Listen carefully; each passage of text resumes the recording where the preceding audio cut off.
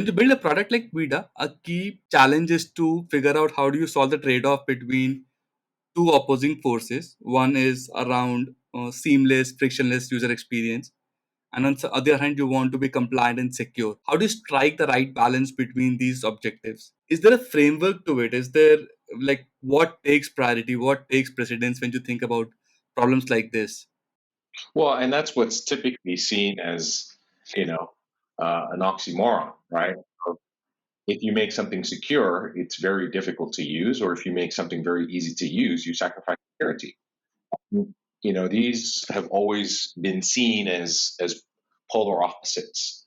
But ultimately, I think for every product manager or anyone who's building a product, you never can lose sight of what problem are you solving.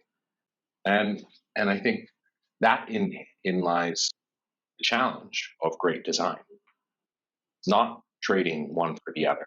And and that's where it does take a certain level of patience and expertise to figure that out.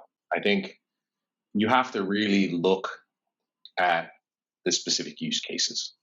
If you're looking at a use case around onboarding and opening an account, there generally is not going to be that much fraud immediately, right? I mean, there are some edge cases. Generally, where fraud happens is where people can steal value and steal money.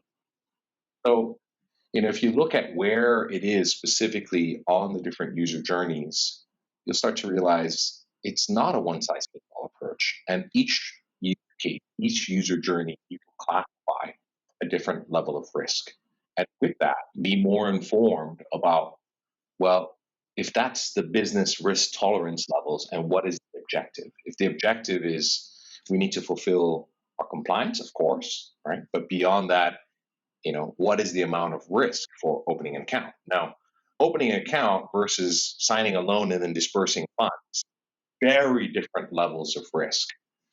And I think that's where, having a more granular understanding and then approaching those situations differently is really critical. I think the difference of how we tackle things at Vita is we do start from a very strong first basis, and that's really going through full blown identity proofing. We're talking about biometric authentication, demographic verification, checking to national ID databases and authoritative sources, deploying actual electronic certificates which have public key infrastructure in them.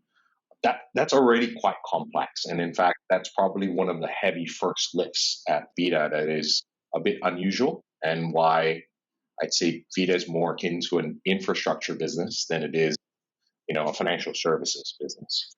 Um, and I think that first lift is heavy, but if you get it right and you make it scalable enough, in fact, the fact that you already did really strong identity proofing upfront, and there are standards to define this. There are global standards such as identity assurance levels, authentication assurance levels. So these are not necessarily subjective. Right? You have different standards to follow. You're able to sort of look at that, and for us was how do we carry over this throughout an entire customer journey?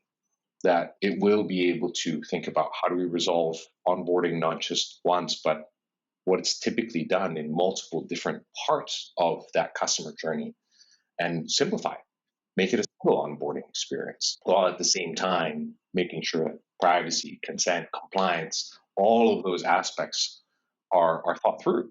And then, of course, making sure for the businesses as well that we help solve their business objectives. And a lot of it is actually going to be similar to what the user wants. And the more frictionless that user experience, the higher the conversions and the happier the customer and the happier the business because they get to actually do the transaction they intended on doing.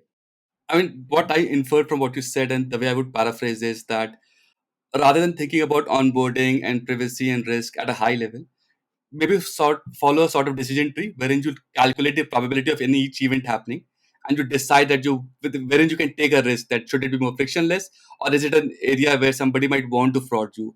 So in opening an account and onboarding flow might not be an area where you would see a lot of risk, but the value to create a frictionless experience is huge if you can make some, and the business will drive a lot of value from that. So make that if you have to err between frictionless versus risk, you probably err on the side of making it frictionless when you're opening an account.